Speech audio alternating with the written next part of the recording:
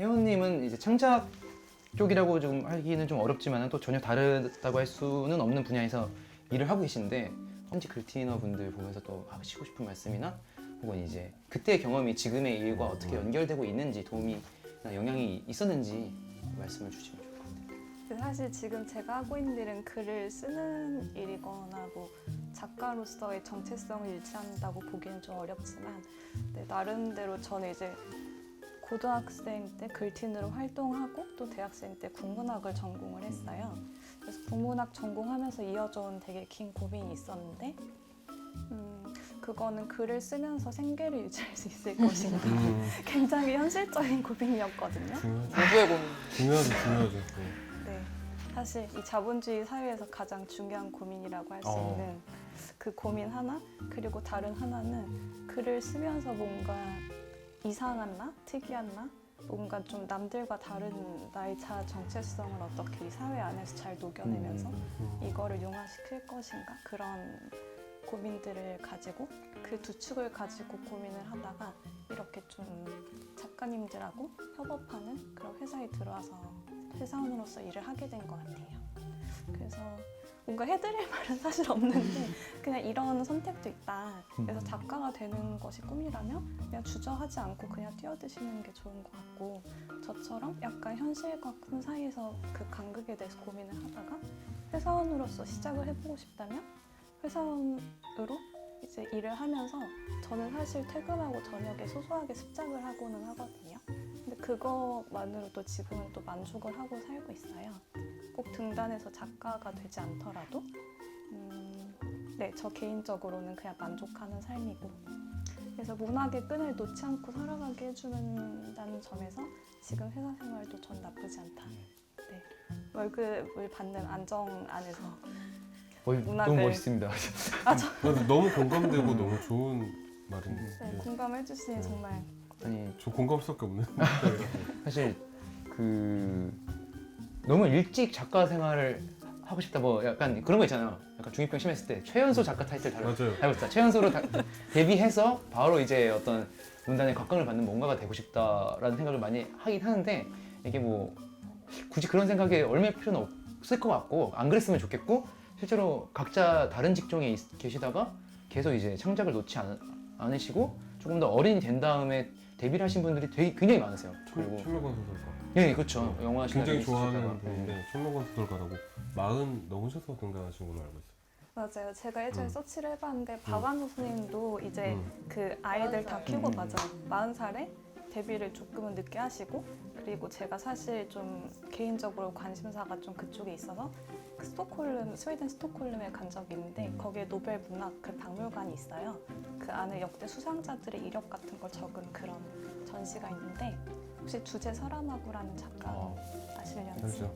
네, 눈먼 자들의 도시라는 소설 쓴 주제 사라마구라는 작가가 있는데 그분도 젊었을 때는 거의 생계를 유지하기 위한 그런 일들을 하다가 정말 소설을 한 줄도 안 쓰다가 거의 50살쯤에 데뷔를 하셨다고 들었어요. 그래서 그렇게 노벨 문학상을 받으신 분들 중에서도 되게 만성하신 분들이 있다, 이런 얘기도 해드리고 싶습니다. 좀 약간 시야를 넓히고 여유를 가져도 좋을 것 같다는 말씀을 드리고 공통적으로 좀 그런 말을 하고 싶었던 것 같아요. 약간 덧붙이고 싶은 게 뭐냐면은, 그러니까 내가 글을 쓰는 이 스킬이나, 그러니까 결국은 스킬이 향상되고 어떤 그거에 대한 뭐 인지 능력이 향상되고 그렇잖아요. 근데 그런 게 오직 소설이나 시, 뭐 아까 말한 게임 스토리 이런 거에만 쓸모가 있다고 생각하지 않았으면 좋겠는 게, 사실 글이라는 게 일을 해보고 나서 느낀 건데 모든 일의 시작은 글이거든요. 기획서를 쓰든 아니면은 뭐 서로 연락을 그 이메일로 연락을 하든, 그러니까 모든 것이 글에서 시작돼요. 그러니까 기본적인 사무 업무도 그렇고 뭔가 게임이나 영화나 아니면 다른 모든 창작물 같은 경우는 결국은 시나리오에서 출발을 하거든요. 그리고 기획서에서도. 그래서 저는 사실 저도 문창과에 갔을 때 비슷한 고민을 했는데 이걸로 밥을 먹고 살 수 있을까라고 생각했을 때 하나 결론을 내린 게, 글 쓰는 거는 모든 것에 필요하다. 그래서 글을 잘 쓰면 뭐로든 먹고 살 수 있을 거다. 적고 많으면 차이가 나겠지만 머리에, 근데 어쨌든 이건 쓸모가 있겠다라는 생각을 했고, 그래서 좀 더 마음을 편하게 먹고, 그전에 엄청 스스로 되게 옥죄였거든요. 난 등단을 꼭 해야 돼 라고 생각을 했는데 약간 좀 가시권에서 멀어지는 것 같기도 하고 그런 느낌도 있었고, 그래서 좀 더 그 덕분에 마음을 편하게 먹었던 것 같아요. 그리고 실제로 일을 해보니까 정말로 의외로 소설이나 시 이런 거 밖에서 글쓰기를 했던 게 너무 도움이 많이 돼요.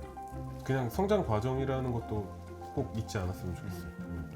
그걸로 끝나지 않았으면 좋겠지만 그 의미가. 점점 약간 걱정 같이 약간 갑자기 느낌이 들어서 약간 좀 이렇게 죄송한 마음도 드네요. 비현직 작가들의 얘기를 했고 작가들의 얘기를 한번 해보시죠. 저는 뭐 다 이제 말씀에 공감을 하고 덧붙여서 이제 등단들을 다 하고 싶어 하신다고 아까 말씀을 하셔서 저는 이제 어떤 기존의 방식으로 등단하지 않고 이제 아침달 출판사라는 곳에서 이제 50편 정도 되는 이제 시를 묶어서 시집으로 출간을 하면서 이제 작품 활동을 시작을 했어요. 그래서 아마 알고 있는 뭐 등단 방식이 문예지를 통한 신인문학상 수상이나 아니면 뭐 신춘문예 당선 정도를 생각하고 있을 텐데 이제 아까 말씀하신 것처럼 저는 사실 비등단이라는 용어도 사용하지 않으려고 하거든요. 왜냐하면 그 용어 역시도 이제 등단이 사실은 그냥 문단의 신인 작가가 나타나는 걸 뜻하는 단어인데 비등단이라는 용어 역시도 이제 등단이라는 제도를 어떤 신인문학상 수상이나 신춘문예 당선 같은 그런 제도에 국한시킨다고 생각하기 때문에 비등단이라는 용어도 사용하지 않으려고 하고 그냥 등단 방식이 다양화되고 있다라고 생각을 하거든요. 아마 여기 계신 분들이 이제 성인이 되어서 더 본격적으로 투고를 하거나 이제 이런 활동을 하실 때 역시 그때는 오히려 더더욱 다양한 방식이 생겨날 거라고 생각하고 이제 제가 했던 방식도 있고 요즘은 독립문예지를 통해서 활동하는 경우도 있고 뭐 웹진을 통해서 활동하는 경우도 있으니까 이게 반드시 어떤 제도권적인 등단만 생각하지 않고 다양한 방식으로 나의 글을 독자들에게 보여주고 대중들과 소통할 수 있는 그런 방식들이 생겨나고 있으니까 열심히 이제 계속 써서 문단에서 만날 수 몰입해서 듣는 게 있었으면 좋을 것 같아요. 몰입해서 들어서 되게 좋죠. 네. 소설가님? 파이팅. 저도 앞선 분들이랑 똑같은 말을 하고 싶어서 사실 덧들 말도 생각이 안 나는데 저 같은 경우는 아까 자기소개 때 지나가듯 말씀드렸지만 저도 게임 시나리오 관심이 있었지만 지금은 또 웹툰을 만들고 있어요. 글이랑 웹툰이랑 또 뭔 상관이 있겠냐 싶겠다는 생각도 들겠지만 영규님이 말씀하셨듯이 모든 또 어떤 컨텐츠 시작은 또 글로 시작을 하다 보니까 어떤 각색부터 시작해서 폰티도 이제 글로 쓰고 그래서 웹툰 작업을 할 수 있는 저도 생각지도 못한 좀 일을 찾게 됐더라고요. 그러니까 걱정 안 하시고 쓰고 싶은 대로 쓰시면 될 것 같습니다. 물론 이제 걱정이 안 될 수도 없겠고 앞으로에 대해서 생각이 많으시겠지만은 시야를 넓히시고 본인들이 좋아하시는 것 계속 그대로 향유하셨으면 좋겠습니다. 과거의 글티인과 현재의 글티인이 만나는 시간 웰컴백 글티너 이제 좀 마무리를 해야 될 시간인데요.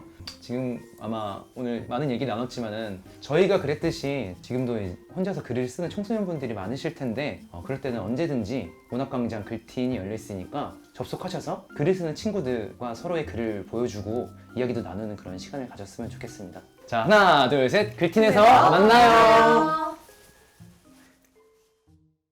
과거의 글틴과 현직 글티너들을 만났는데 일단 과거 글틴들을 만나서는 굉장히 반갑고 뭐 이렇게 민망할까요? 약간 어렸을 때 흑역사도 좀 생각이 나고 다들 그대로구나 혹은 또 이렇게 또 어른이 됐구나라는 좀 생각이 들어서 만감이 교차했고 오늘 현직 글티너 두 분을 뵀는데 두 분이서 이제 처음 뵙는 거라고 얘기를 들었는데 되게 이야기를 두 분이 되게 해맑은 표정으로 나누고 있는 모습이 계속 눈길이 갔던 것 같아요.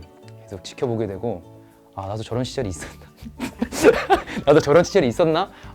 되게 좋았겠구나. 좋았던 시절이 있었구나 라는 생각이 들어가지고 뭐랄까 좀 마음이 좀 몽글몽글해지는 그런 시간이었습니다.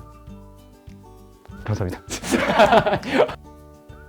오늘 이렇게 그 전현직 글티인끼리 모여서 얘기를 나눠서 일단 되게 재미있었고요. 사실 처음 섭외 받았을 때는 약간 장난인가 싶을 정도로 약간 잊고 있었던 건데 다시 기억도 나고 그리고 와서 막상 보니까 예전 그 전 글티인들도 다 얼굴을 보니까 다 기억나는 사람들이라서 되게 반가웠고 그리고 현직 글티인들도 되게 그때 제가 했던 고민들을 같이 하고 있다는 게 많이 느껴져서 공감이 많이 갔고 이게 약간 나이나 뭐 그런 걸 떠나서도 어차피 글을 쓰면 다 비슷한 공통점이 있구나 이런 생각이 많이 들었어요. 그래서 좀 도움이 되고 싶은 마음에 좀 얘기를 많이 했는데 괜한 높아짐이었나 싶기도 하고 되게 즐겁고 유익한 시간이었습니다. 저에게도요. 감사합니다. 네, 오늘 글틴이란 이름 안에서 오랜만에 보는 얼굴들도 또 새롭게 보게 된 얼굴들도 정말 반가웠고요. 또 시간이 지나도 글틴은 저한테 뭔가 외롭고 불안했던 시절 글쓰기를 통해서 뭔가 저의 그 속마음들을 다 풀어낼 수 있었던 시절의 기억들을 불러일으키는 정말 좋은 공동체인 것 같습니다. 여러분들 글팀 앞으로도 많이 사랑해 주시길 부탁드릴게요. 감사합니다. 네, 오늘 이제 전현직 글티너 분들 함께 만날 수 있어서 저도 너무 즐거운 시간이었고요. 우리가 보통 글은 혼자 쓴다고 생각하는데 사실은 혼자 쓰는 게 아닌 것 같아요. 이게 같이 글을 쓰는 친구들 그리고 내 글에 대해서 함께 이야기해주는 동료들이 있을 때 이제 글을 진정하게 쓸 수 있다고 생각이 들고 그리고 저는 오늘 함께 해주신 분들도 너무 감사하지만 그 이제 글틴을 이렇게 오랜 시간 동안 이어져 올 수 있도록 노력해주신 관계자분들께 감사하다는 말씀 꼭 드리고 싶습니다. 네, 감사합니다. 일단 저한테 선배 글티너란 분들이 약간 있다는 건 알지만 만날 수는 없는 그런 전설 속의 신수와 같은 존재였는데 이렇게 직접 만나게 돼서 마치 연예인 본 것처럼 신기하고 기분도 좋았었고 또 되게 한편으로는 부럽고 나도 저렇게 되고 싶다는 생각도 들었어요. 이렇게 계속 글틴을 하다가 나중에 성인이 돼서 또 몇 년 후에 글틴 후배들과 함께 이야기할 수 있으면 좋겠다는 생각? 그런 게 계속 하는 내내 들었던 것 같아요. 일단 좋은 얘기 많이 해주신 선배 글티너분들께 감사하고 오늘 저랑 같이 참여해주신 지금 현직 글티너 분에게도 감사하고 일단 이런 기회가 솔직하게 별로 없잖아요. 글틴 이제 오프라인 캠프도 거의 안 열려가지고 같은 또래 글티너분들도 그리고 선배 글티너분들도 볼 기회가 없는데 이런 기회가 저에게 있어서 정말 감사하고요. 그 청소년 다른 제 또래 청소년 여러분들도 뭔가 글에 대해 고민이 있거나 뭔가 글 쓰는 친구들 만나고 싶을 때 글틴에 찾아와 주면 좋을 것 같아요. 감사합니다.